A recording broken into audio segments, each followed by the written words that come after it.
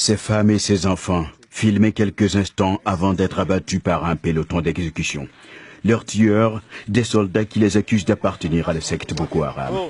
Dans les images de leurs derniers instants, trop insupportables pour être diffusées, ils ont été forcés à porter des cagoules, plaqués ensuite contre le sol et fusillés à bout portant, fusillés de 22 balles. Certains avaient indiqué que la scène atroce s'était déroulée au Mali. Pour d'autres, elle a été filmée dans le nord du Cameroun. Là-bas, l'armée camerounaise est en guerre contre Boko Haram depuis 2014.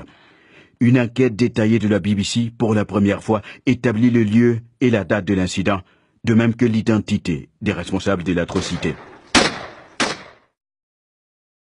Près de la ville de Zélévé, nous avons repéré un relief correspondant à cette chaîne de montagnes. Ce repérage place l'endroit de la scène sur une route poussiéreuse à la sortie d'un village appelé Krawamafa. Les images montrent également cette piste, ces bâtiments et ces arbres.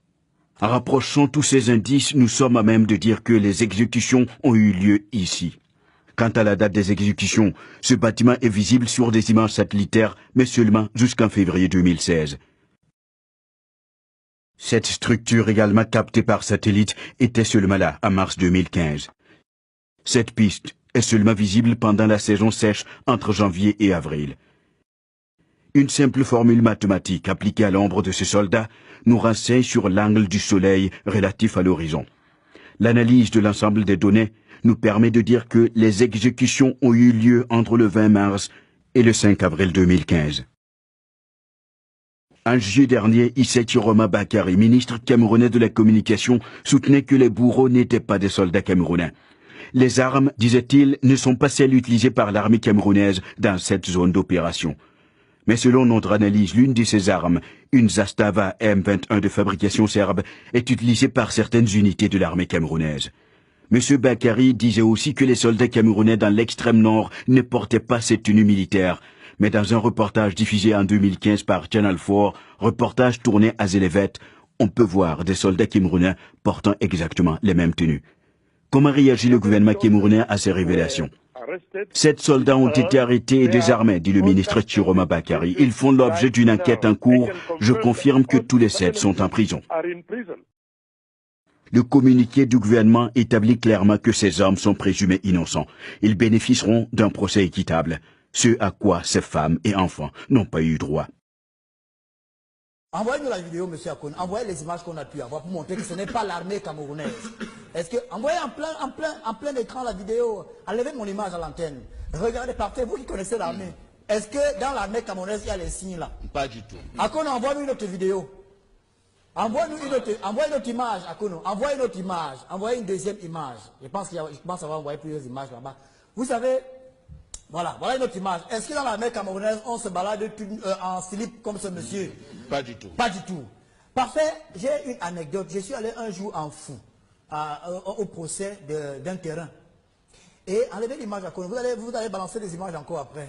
Alors, le gars de mon village qui était accusé, qui accusait un autre gars du village, est venu avec un avocat. L'avocat a commencé à citer le droit président. Le gars dit, est-ce que tu connais les limites de mon village? Là où tu parles de toi là. Est-ce que tu connais telle rivière? Est-ce que tu connais la rivière là? Tu parles ici, tu n'as jamais vu au village. Voilà donc l'armée camerounaise. Encore des images. La vidéo si, l'image si, c'est pour montrer, pour toucher la sensibilité des gens. Voilà. On appelle ça comment? Le djellaba. C'est pas les foulards.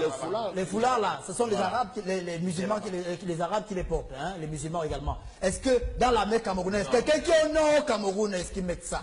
Ils ne mettent pas ça. La tenue qui est son combat avec au nord Cameroun, non. Quel soldat peut tirer sur un enfant, sur une mère qui porte son enfant, et on tire également sur l'enfant? Votre tentative de nuire à l'image du Cameroun a été vouée à l'échec. On vous a eu. C'est-à-dire que, et ça montre bien que c'est un montage ordurier. Celui qui a même monté ne s'est pas monté. Vous aurez dû, il fallait venir voir Akono ici à Vision 4, vous aurez monté un truc un peu sérieux. Mais comme Akono ne peut pas travailler pour ce genre de choses. Et on rejoint donc la philosophie. Science. Non, parfait, c'est important. Science sans conscience n'est que ruine de l'âme. Parce que le cabinet noir qui travaille envoie une vidéo sur la toile. Les Camerounais qui ont partagé cette vidéo, quand vous partagez cette vidéo, est-ce que vous vous rassurez que la vidéo en question est authentique?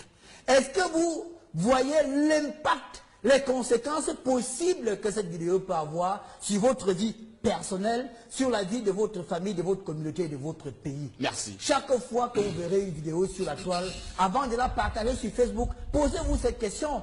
Parce que la science, Facebook, la toile, tout ça, c'est bien beau, mais il faut mettre une dose de vertu, une dose de moralité à toute action. Le président Biya l'a dit le 31 décembre dernier, il ne faut pas être des followers passifs, hein, mais il faut être des followers patriotes.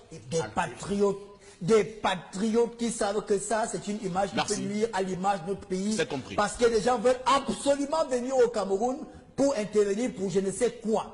On dit bravo à Deschamps pour le plan qu'il a mis en place. Il donne